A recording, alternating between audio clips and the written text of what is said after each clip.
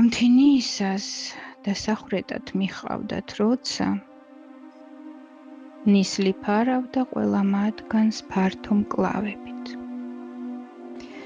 ვიდრე ჯალათნი დაიწყებდნენ ტყვეების ხოცვას, ტანსაცმლის გახდა მოსთხოვეს მათ ძალდატანებით. ძია, წინთებიც გავიხადო, გაისმა უცებ. 3 წლის გოგოს წკრიალახმა დაზაფრულ ბრბოში და დასახვრეტად გამოყოფილ განსაზღვრულ წუთებს ჯალათის ტყვიამ მიუჩინა ადგილი დროში.